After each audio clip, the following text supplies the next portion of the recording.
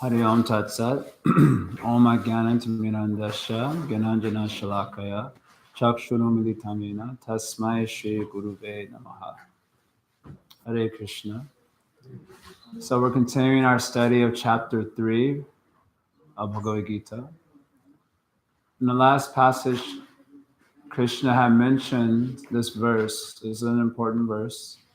Indriyas Sarte Raga Dvesha Vyavastita. So Krishna says Raga and Dvesha is fixed in the senses and sense objects. Raga means attachment, Dvesha means hatred. So your senses just like certain things and they don't like other things, isn't it? Your senses like certain things and it doesn't like other things. And that is fixed up from the very beginning.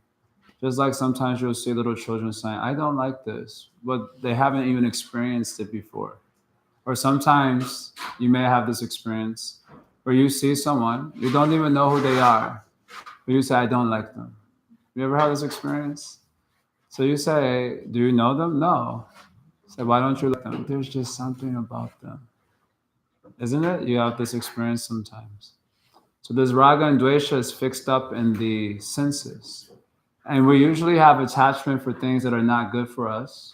And we have aversion to things that are good for us. Like children, for example. They have attachment to sugary things. And even when they're sick, and they have aversion to medicine. That is natural. Someone just showed me a picture of a mother giving her child what it looks like a Pepsi. So you saw this picture? So the child is sitting here only, and she's giving the child Pepsi with a straw. But the straw is actually stuck inside a bottle of medicine that she has behind the Pepsi jar. So from the child's side, it looks like he's getting Pepsi, but we're seeing it from this side, and the straw is actually in the medicine thing. So you just see the child drinking drinking from the straw, the classic bait and switch of the parents. So one has attachment to things that are not good for them often, and things that are good for them, one has aversion. So Krishna says, Tayor navashamagachat. One should not come under the control of attachment and aversion. Because tau hasya paripatina, that is a great stumbling block to the spiritual path. If you follow all the things that you like and don't do the things that you don't like, then you'll not be able to make any progress, even materially speaking, with the speak of spiritual. There's a nice saying that I like from Leonardo, I guess it's attributed to Leonardo da Vinci, but he says that the greatest delusion that man suffer is from their own opinions. I like that a lot. And we were just having a Christmas party, and they were sharing quotes from Arjuna, and modified quotes. And one of the quotes said, what was it? Don't believe everything your mind tells you. And then with a modified joke, Arjuna, don't believe anything your mind tells you. So, Tayor Navashamagacha, one should not come under the control of attachment and aversion. That is a great stumbling block to spiritual life. You understand this point? This is a very hard point to understand. Because our whole life is conducted by what I like, what I don't like. And we take that as truth, isn't it? Icha dvesha samutena dvanda mohena bharata. Sarva bhutani samohan sargayanti parantita. Krishna says that from the very beginning of our birth, we are completely deluded. Sammoha. Like nowadays, there's a sector of so-called, I guess, spiritual people who are like, children are deeply spiritual, like intrinsically deeply spiritual. But Krishna has a different opinion. He says everyone is born completely deluded. No offense. Dvandva mohena, deluded by duality. And what is that duality? Icha dvesha samutena, the impressions of I like, I don't like, attachment and aversion. So this is a big stumbling block to spiritual life. Usually if we like something, we accept that as truth. And if we don't like something, we say that is not true. But can truth be something that we don't like? Can something we don't like be true? Yes. And is something true just because we like it? Now, you might like something that is true, But it is not true just because you like it. And that is usually how we think in conditioned state. If I like it, then it must be true. Now, you can like something that is true, but it is not true because you like it. It is true because it is inherently truthful, and not just because you like it. But conditioned life means to follow that which I like and accept as truth, and that which I don't like and to reject it as some sort of untruth or like this. So if you come under the control of that, then your spiritual life will be finished. Spiritual life means to accept superior guidance from the enlightened person. It's like Bhagavad-Gita, Krishna's enlightened source. Do you follow this point? So what is it that causes someone to come under the control of attachment and aversion? So for those on spiritual path, we keep the guidance of sacred texts, the guidance of the Supreme Lord, front and center. And we're kind of battling with our attachments and aversions. Like we see them, but we're like, nah, I can't go there, right? And it's like walking a tightrope. I've never done that before, and I will not try anytime in the future. But apparently when you walk a tightrope, so I've heard from those who have done it, that you have to keep your eye directly on your target. And when you're walking across, you can't look left or you can't look right. Otherwise, immediately you get, I guess, bewildered and you fall down. So the sacred text is like that target that we keep our eye fixed on. And attachment and aversion is on either side of this tightrope. So don't look at the attachment, don't look at aversion, just keep your eye on the guidance of the sacred text, right? That is how we're supposed to move. But sometimes the attachment and aversion is real, how you say, appealing.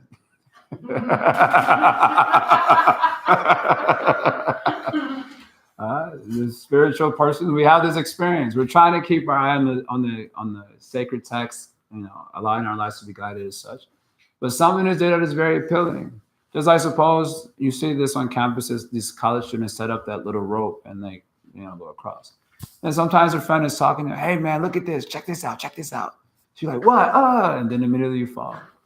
So we have certain attachments and aversions that are very appealing, but we try to keep ourselves focused on the goal.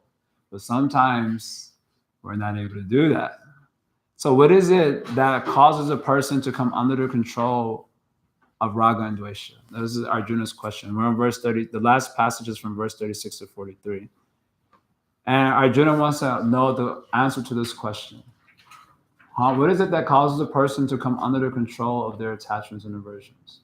You are a spiritual person. You're a spiritual person? Yes, you're spiritual also. You're a spiritual person. And spiritual person means what? You're keeping the guidance of sacred texts front and center, so to speak. It is the beacon that you're allowing your life to be guided by.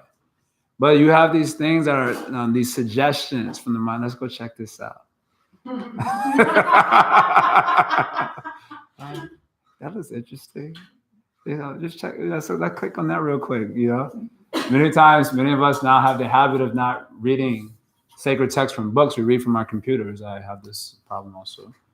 So you read from your computer sometimes, and then something pops up. And yeah, let's check that out real quick. It'll just be 2 seconds to check it out. And then you get pulled into a whole nother world of illusory energy.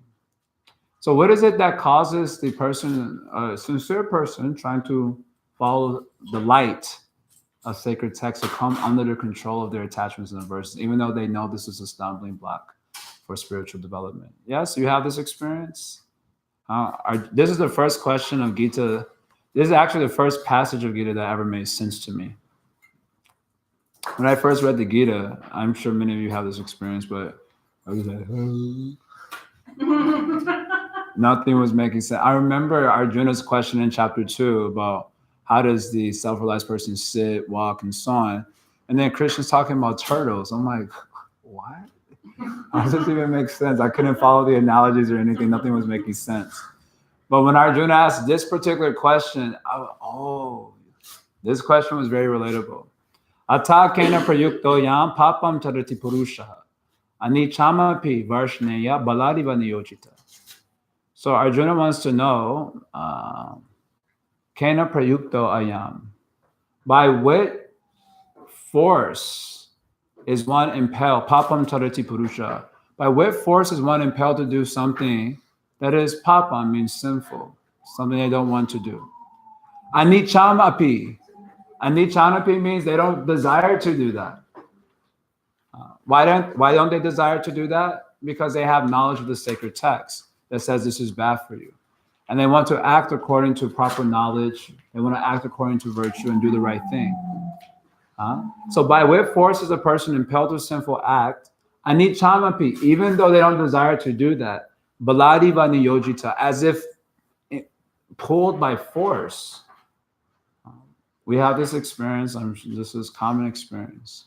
This question is very nice because it indicates that a person wants to act according to the virtuous thing, but instead he does the sinful thing.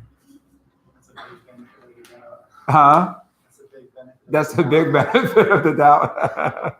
Well, at least in Arjuna's question, he's indicating this by saying anichanapi, that this person does not desire to do the sinful thing, because he knows that this is not progressive for his life. The knowledge of sacred texts has informed him of this. So he has no desire for that. He desires to act according to virtue, but he does the vicious thing instead. You have this experience? Yes.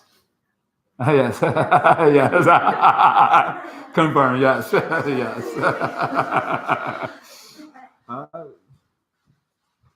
So many examples of this could be given, but I'll save it because the examples would be embarrassing.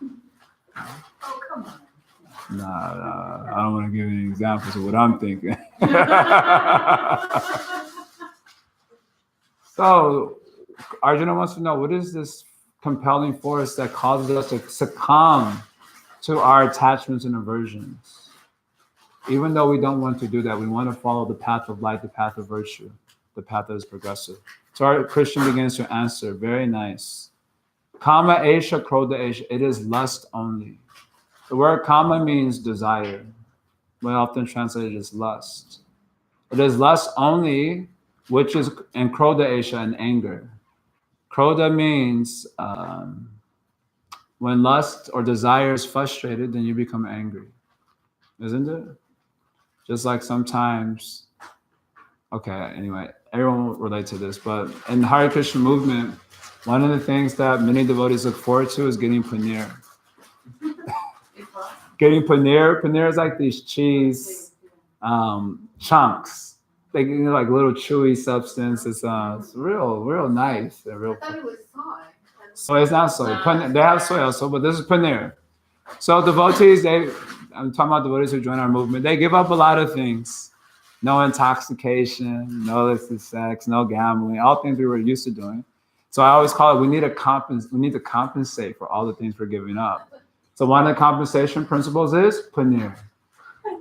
That is one of the big compensations. I'm speaking truth there. This is truth. You can observe it if you be around a little bit in our movement. You'll see this. So sometimes you're sitting down, especially if you go to India, you sit down, they serve the food to you. So you sit down and they serve you like a little bit of paneer. They only make paneer once every 2-3 weeks. You don't get it like on a regular. So when it comes, you're really excited. They will sit there. They give you a little paneer only. To doing something more, we get real humble all of a sudden. Normally we're not at all humble, but we get real.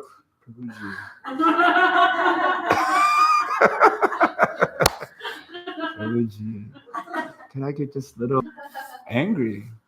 Because you have a little desire. What is that desire? I want one more scoop of paneer. That is the desire. And you're being denied that desire. And then immediately you become krodha, angry. So when kama is frustrated, one becomes angry. Prabhupada, our spiritual master, he would say that anger is the younger brother of desire. Anger is first comes the older brother, the desire, and when the desire is frustrated, comes the younger brother, anger. So kama esha, krodha esha, rajaguna samubhavaha. This lust is born of the rajaguna, the passionate mode of nature. And now Krishna speaks about the character of this lust. This is very important information. What is the character of this lust? It doesn't have a very nice character. Its character is very heavy. Mahashana Mahapatma. Mahashana means it is a great eater. It is a great consumer. And the meaning here is this. All of our charts give commentary like this. In politics and monarchical culture, when the king was having some problem with the people, then there was 4 different ways that he tried to pacify his constituency or his subjects. The first was by offering charity, because if you give some charity, people give up their animosity, right? Just like now, there will be some big protests there, and then the government will concede, okay, we give you this right, and then everyone's quiet for some time. So this is the first tactic of a king to deal with these subjects, to give charity. If that doesn't work, then the king may try what is called sama. Sama means some philosophy, try to reason with the person. If that doesn't work, then beta. Beta means you try to make their mind different from what their determination by threatening them. If you don't stop this nonsense, we'll punish you. And that way people get a little scared, they become quiet. And if that doesn't work, finally there's danda. Danda means stick. Finally, you have to punish. So these are the 4 ways that kings used to deal with their subjects, apparently. So all commentators give it. You cannot satisfy it by giving charity. Usually when you have some desire, you think if I satisfy that desire, then the desire will go away. It will give me relief. But no, Mahash, it is a great eater. Satisfied. So you cannot give charity to this lust. I always imagine, there's another verse from Bhakti Rasamrita, a very nice verse. Kama dinam katina katita palita durnidesha stesham jata mayi nakaruna natrapano pashanti. This is a very nice verse saying that there is no end to the unwanted orders of my lusty desires. You agree? No end. Nakaruna, they have no mercy. And when I always think of this part of the verse, you may not have this experience. I have this experience growing up, but being bullied. Sometimes, anyone here been bullied before? Bullied growing up? Oh, really?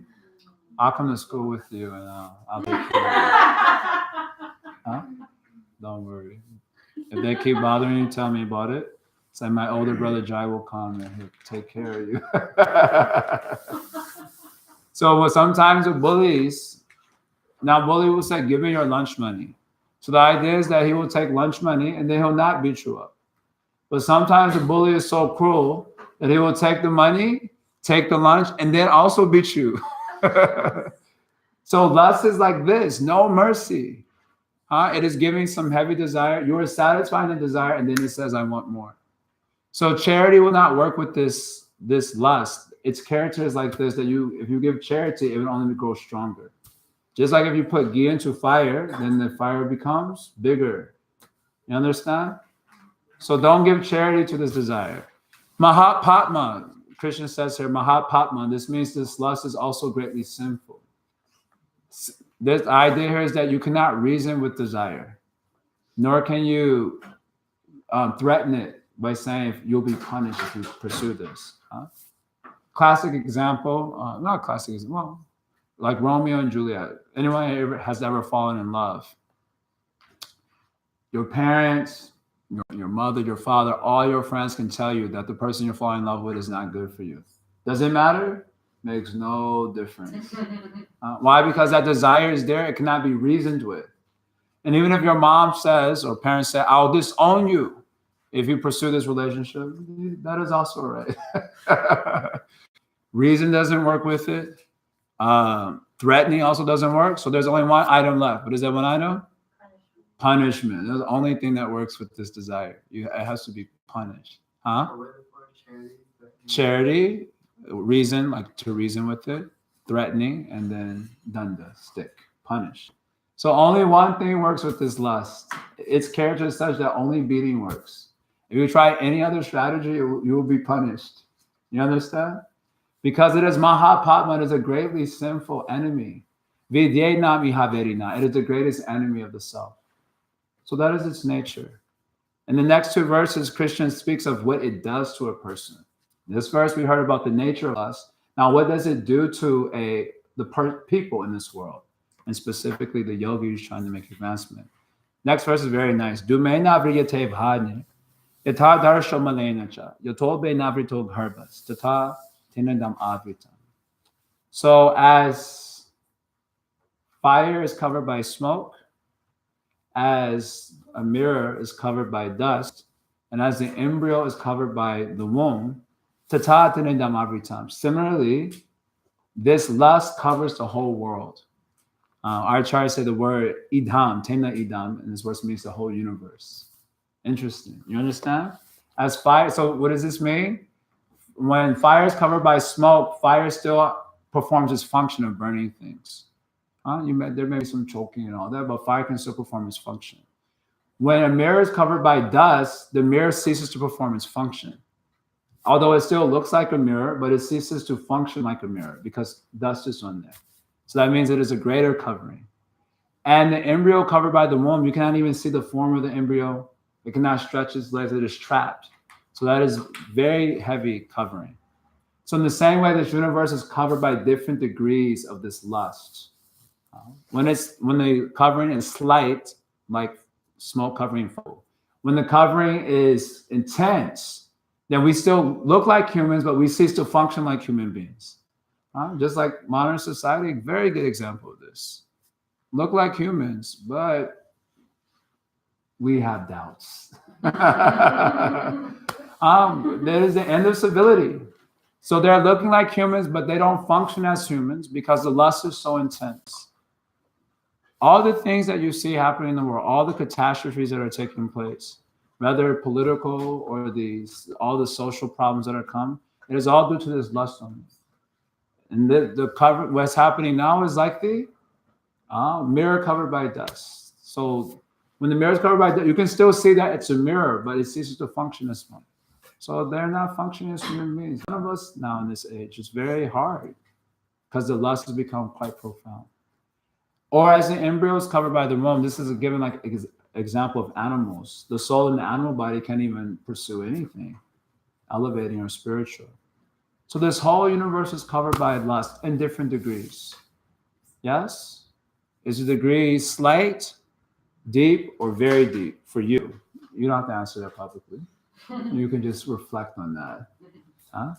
And verse 39, speaking again of how the result of this lust, how it conquers. Not how it conquers, the effect of it.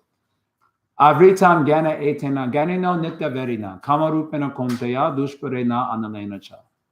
So Krishna says the knowledge of the knowledgeable person, the Gyanam means knowledge, Ganina of the knowledgeable person is Avritam, is covered, Nitya Verina, by his eternal enemy, Kamarupena, in the form of lust.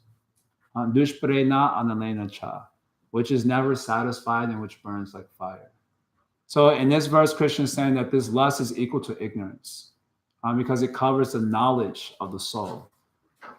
The knowledge of his own intrinsic nature. And for those who are gaining knowledge of scripture, it covers that also. Just like now we have so much knowledge. Anyway, let's just pretend we do. and that gets covered over also by this lust. Nitya Verina. Nitya Verina means this lust is always an enemy. The word Nitya means eternal. The word Nitya also means always. This lust is always an enemy. Even when it gives pleasure, at that time it is also an enemy. Because sometimes you satisfy desire, then you think, this is very nice. This is ecstatic. Nectar. Of course, maybe we don't use all these languages. That's devotee lingo, but we use other language. This is the bomb, or dank, or they got so many words out there now. We use different languages there. So at that time, when you experience pleasure from satisfying your desire, you think that at that time, desire is your friend, isn't it? Otherwise, why am I feeling so nice? You think at that time it is a friend. Krishna is saying, no, at that time it is an enemy. Also, because it is always an enemy. And how is it an enemy? Because it will make you attached to that pleasure. And as we've been discussing from the very outset of our Gita classes, the stronger your attachment, the stronger the suffering that follows. Right? When it's lost. So if you have a little attachment, then when it's lost, it doesn't pinch so much. But the attachment is very great. Then when it finally is lost, as is going to happen, it's a temporary material world, then your suffering will be very great. So at that time, it is also an enemy. Prabhupada writes, actually, one of my favorite sentences here. Anyway, he writes in this purport that when you're satisfying desire, you have that feeling. This feels good. Yeah. Nice.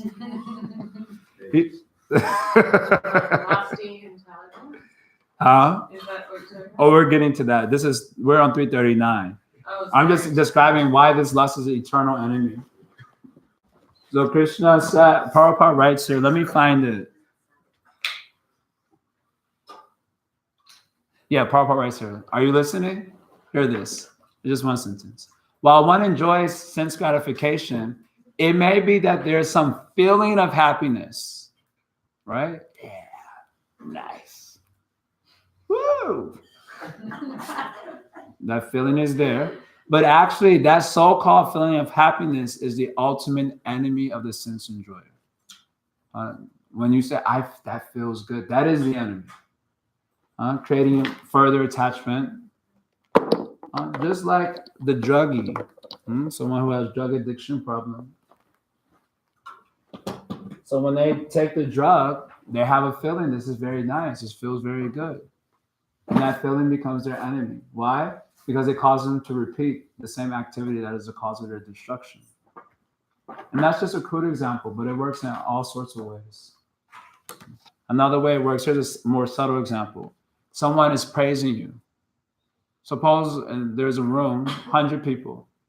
99 of them praise you.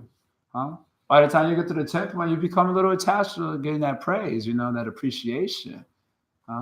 That well-deserved appreciation. You get attached to it, isn't it? 99 people appreciate. One person says something a little critical. I want to destroy him. Oh.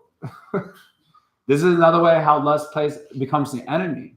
Because you become so attached to that feeling of getting praised that it doesn't have to be a criticism. It could just be a feedback. You say he's envious. Maybe like a genuine feedback also, like a good feedback also. You say he is envious. That's why he's telling like this. Then you'll go on Facebook and write a post about envious people. Yeah, haters.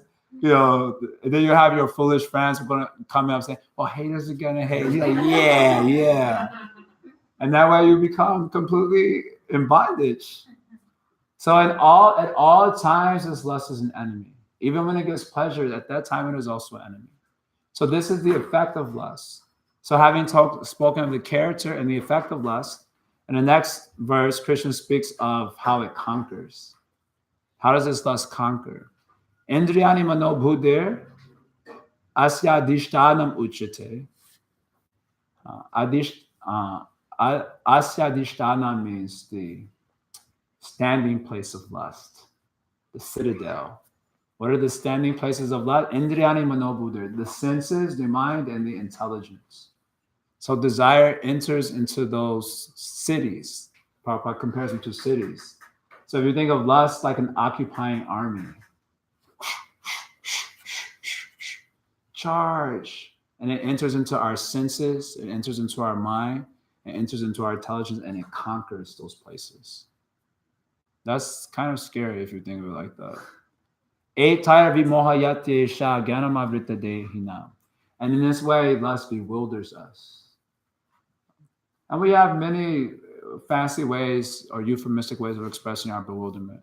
For example, in the case of the romantic or relationship, then you have people say things like, the heart wants what the heart wants.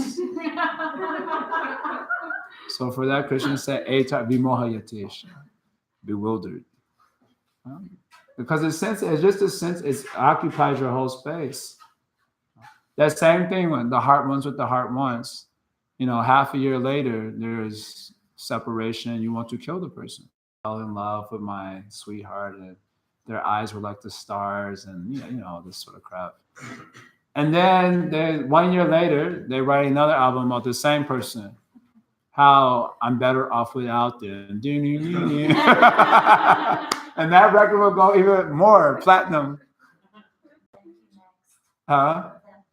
One that Ariana Grande wrote, Thank You Next, about all her relationships, and then next, she's just ready to move on. Oh my God. I got some heavy words about that, but we're going to save it for outside the class. So these are all good examples, or bad examples as it were, Good examples of what Krishna is saying here. Lust conquers senses, mind, intelligence, and it bewilders the self, covering the self's knowledge. 341. So, what is the solution? Well, remember, we already said you cannot give charity, you cannot reason with it, you cannot threaten it. So there's only one punishment. There's only one approach, punishment. So what is that punishment that is expressed in 341? Tasmat tvam indriyanyadho niyamya bharatarshaba. Adho, in the beginning, you, tvam, therefore in the beginning, you should regulate the senses. That is the punishment. I always thought that was funny. This is the punishment. Because the senses and mind, they want, when conquered by lust, they want to act in an unbridled manner. Just doing what it wants. I do what I want, when I want, how I want. I'm an empowered person. I'm an individual. This nonsense going on. All it is lust talking. So how do you punish lust? By giving it boundaries. And you feel it as a punishment also. When you're accustomed to acting in an unbridled manner, as soon as you give boundaries, you feel it as a punishment. For example, normally one wants to sleep in until 10 o'clock, 11 o'clock. When I was in high school, we considered that to be a great glory. Yeah, man, I slept in at 11:30. Oh, man, tight, yeah. It's total illusion. Then you come to spiritual life, they're talking about get up at 4 o'clock. Come again? That 4 o'clock? You mean 4 p.m.? Is that kind of late?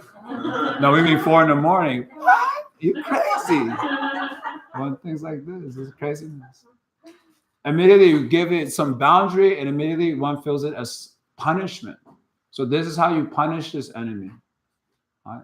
And you have to take down their strongholds. So what are the strongholds of lust? Our senses, our mind. That's where it's taking its power. So you have to take down the strongholds. And here Krishna says it begins with the senses. Why? Because the senses are easier to conquer than the mind and the intelligence. Because they're more gross. With the senses, you can just stop them from contacting objects. And as the saying goes, out of sight, out of mind. That really helps. That really actually helps, believe it or not. Out of sight, out of mind. And then once you've regulated your senses, then it's easier to focus on the development of your inner life. I know many times spiritual life is thought of as inside out. And that's true when you're a little bit developed. But in the beginning stages, as Krishna is saying here, Indriya Ado, in the beginning, it is really an outside-in process. Regulating the senses externally so that I can have the time and space to develop my inner life. Otherwise, you'll not be able to do it. Patmam prajahiyenam gyanam vigyana nashanam. Conquer or destroy, kill this sinful enemy, the destroyer of knowledge and realization. Kill it or it will kill you. 2 options. So finally, even though you start with regulation of the senses, without realizing your true nature, then this lust will conquer you. True nature means your true nature as a soul different from this world. So in the last 2 verses, which I'll just read, Krishna wants to make this point that finally you have to actually be self-situated or situated in your true nature to really get over this lust. In other words, regulation may help to stop the bleeding. It may be helpful to stop the bleeding, but unless you actually realize yourself, again, the problem will come. So in these last 2 verses, the working senses of soul is even higher than the intelligence. So therefore, last statement, thus, knowing oneself to be transcendental to material senses, mind, and intelligence, almighty armed Arjuna, one should steady the mind by deliberate spiritual intelligence, and thus, by spiritual strength, conquer this insatiable enemy known as lust.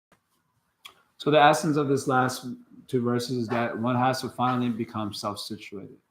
As Krishna mentions in 259, our commentators connect this verse to 259, Gita, where Krishna talks about a person who stops they stop contact with the sense objects, but inside they're thinking of them. But by experiencing the self, even that desire is extinguished.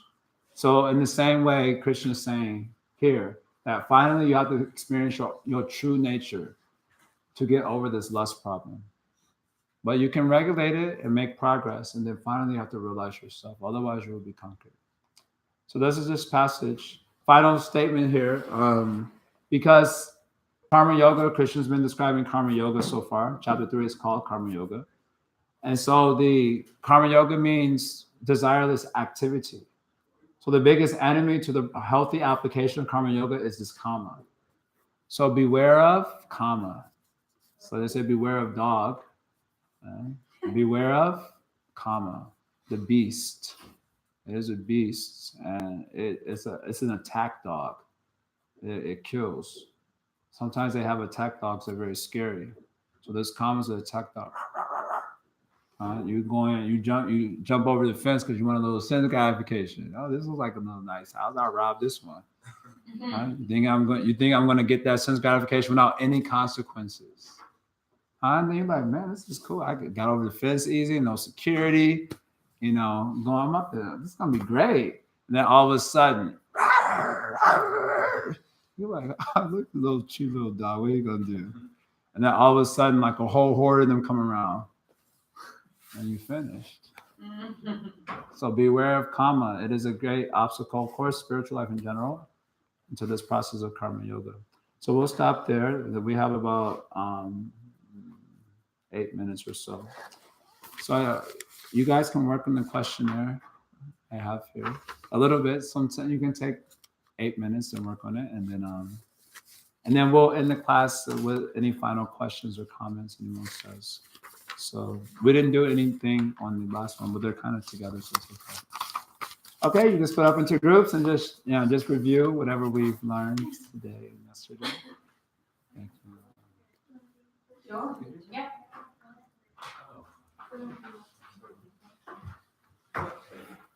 Oh, okay. If you like, you can come and join in.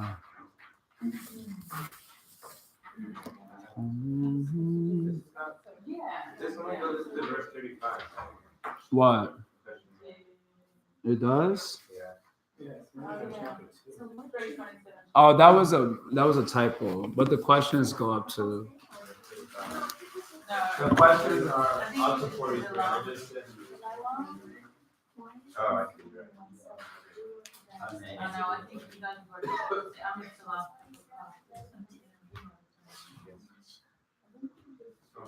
So normally we just. What is the parish that we're on? Oh, wait, no, 16. Yeah. No, let's see, as well, because the enemy,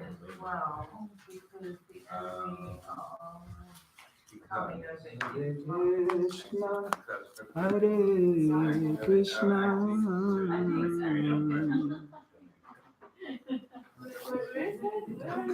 Sorry, number 2. It's 16 is the first question, right? Huh? This word, the last couple of classes. Yeah, just the last section. It's 2 days. It's from Monday and today. 16 and 17. Or the whole 13.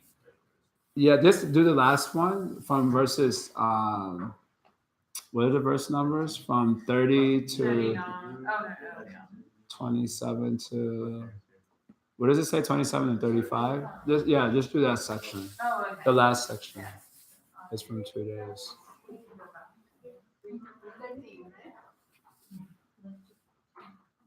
Hare Krishna, Krishna, Krishna,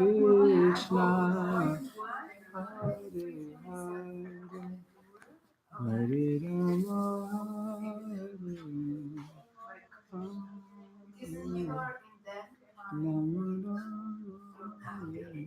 Rama,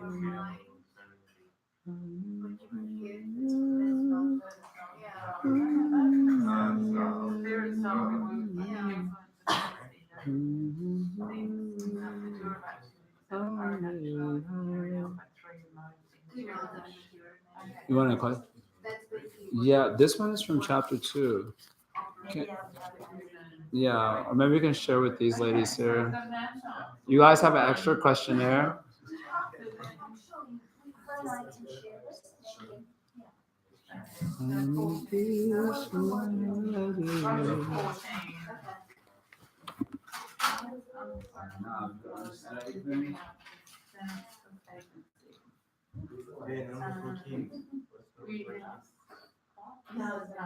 Oh, okay.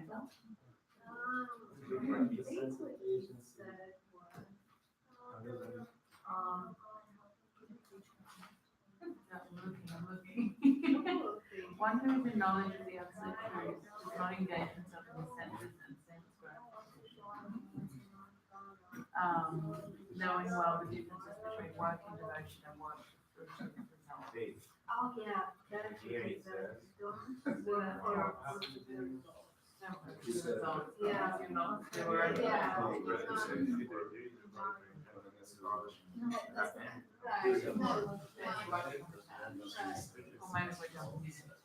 No, but it, Okay, so why does Krishna stress the importance of doing one's own duty as opposed to another? Doing one's own duty. Oh, I think I was here for that. Oh, okay, no, I wasn't here for that. So 3.5 years.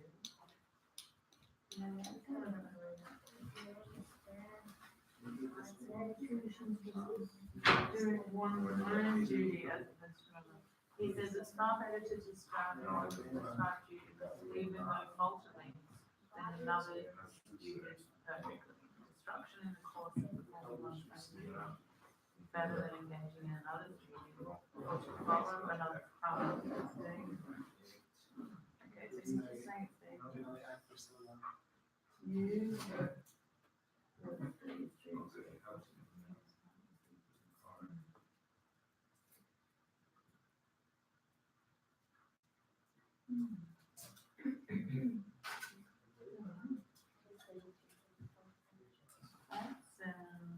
Even though knowledge acts according to his own nature.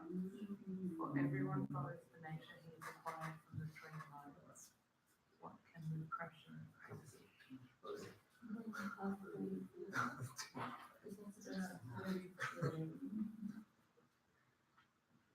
There are principles of regulate attachment and aversion pertaining to the senses and their objects. One should not come under the control of such attachment and aversion because they are stumbling blocks and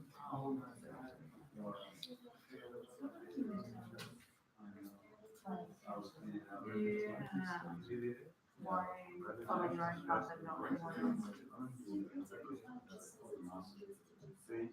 Yeah. Maybe it's because, maybe Principle is perfect. repression your own nature.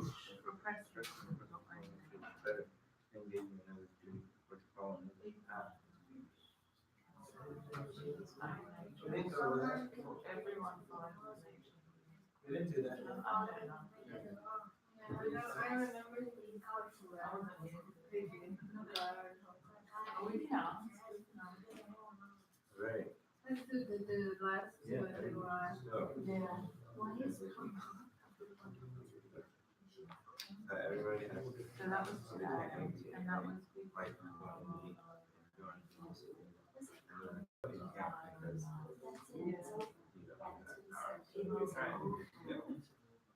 so why is it big gathering? Because these. So.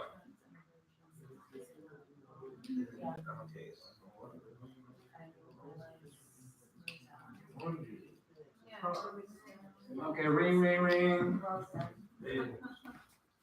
I know you probably didn't finish, but since it's 7:45, let's just close out the class. Are there any questions or? Well, the question around why Krishna stresses the importance of doing one's own duty as opposed to another.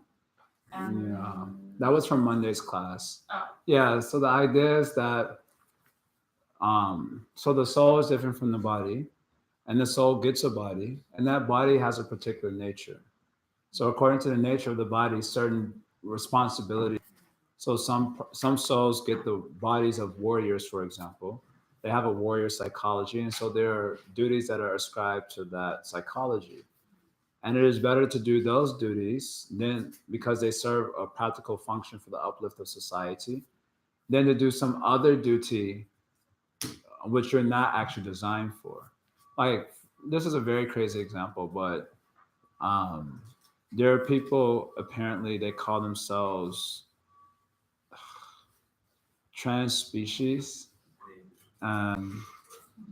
There, this is obviously some sort of psychosis, but they, one person that I saw this little thing on, they identified as a cat, and they really was living like a cat. So for the Bhagavad Gita, you have a human body, you should act like a human being. Because you have that body. So when you do the activities of another, it creates a disturbance in the social integrity, and also creates a disturbance in your life on an individual level. You'll not be able to make progress. So it's better to follow your own nature, material nature, and the duties ascribed to that nature, even if you consider that you don't do a very good job, then to follow some other nature perfectly for which you're not actually designed for or meant for. Which is a little bit interesting because in the modern times, our natures are quite convoluted. And so even on Monday, this question came up also, like, how do I figure out what my nature is? And so we've mentioned this earlier when we discussed 331 Bhagavad Gita, but there's two types of natures. There's the nature of the body and there's the nature of the soul. So the nature of the soul and the duty for the soul can always be followed in any condition. And in this age of Kali, where everyone's material nature is so convoluted, you can just try your best to figure it out, but spend most of your time cultivating the nature of the self, the soul, because it's quite complicated to figure out the material nature. But in this, Where's the bit where he talks about soul nature? 331, yeah, 331 is when the term was used was swadharma. And you can check out the purport there where Prabhupada talks about two types of swadharma. So, in these older cultures, the society was designed according to these strict natures. As I mentioned on Monday, also humans they were breeding humans. Breeding means that they were very conscious about who they were marrying, because they were very conscious about the children they wanted to bring into the world, so that there wouldn't be that sort of confusion and so on. And then I'm a cat. yeah, exactly. Like I'm a cat, or I'm non-binary, and all these things that are coming up now. That's just quite confusing. I go by the pronouns they, them, they, and zer, and I'm like, so it becomes quite confusing. And a part of you, I mean, not maybe you, but me, I want to make fun of that. But a part of me also just understands how that could happen, because the natures are just so convoluted in Kali Yuga. So better we focus on developing the nature of the soul. And that will be the thrust of the Bhagavad Gita in the later section of Gita, because this part will be very hard to follow. But that's the idea. I hope that clarifies a little bit. You said you wanted to say something on that? Or? I just had a question. Yeah. I was just wondering if there's like any parallel at all between our current state and then the actual nature of the soul, our actual spiritual identities. Is there any current parallel between? Yeah, like is there any actual similarities whatsoever? Nah. It's like you should act according to your nature. Yeah. That's just your material nature. Right. Yeah, and then content is just the material nature. And to act according to the nature of the soul, basically is to chant Hare Krishna. It means to serve Krishna. So in Kali Yuga, this thing is possible no matter what the condition is. But for there to be proper social integrity, there has to be clarity about nature. And that ship was already sailed a long, long, long time ago. So, yes, here nature means material nature. And no, what's up, Aaron? Greetings from Connecticut. Okay, anything else? Anything final? Any realizations? Any final thoughts before we close out? Anything we learned today? Name one thing you learned today. Anyone? Yes. Attack dog. The attack dog. Karma is an attack dog. Yes. You think you're gonna get that enjoyment scot free, but no, the attack dog comes and finishes you off. Yes, Abhinav, share one thing you learned today. Just share anything from whatever you can remember. A cat? Can you elaborate?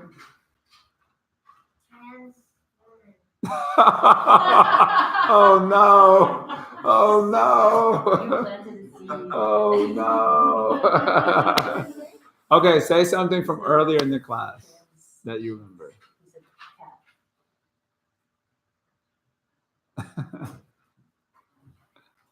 Tell me something about lust. What did you learn about lust?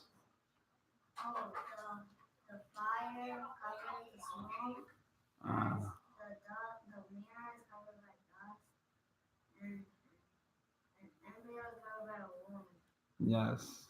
So similarly, this whole world is covered by lust to different degrees. Very nice.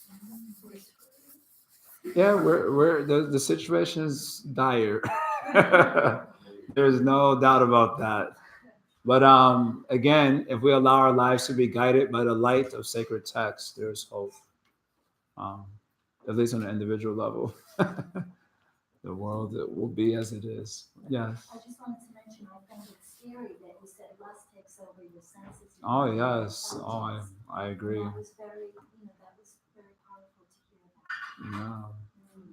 And it's also experiential. At least I have plenty of experience on a regular basis. And it's also frightening, for sure. But therefore, the instructions of Gita have come to remove fear. So we just got to walk the straight and narrow, so to speak, and we'll be all right. Yes. All right. Thank you all very much for participating. Namaste. Hare Krishna. Hare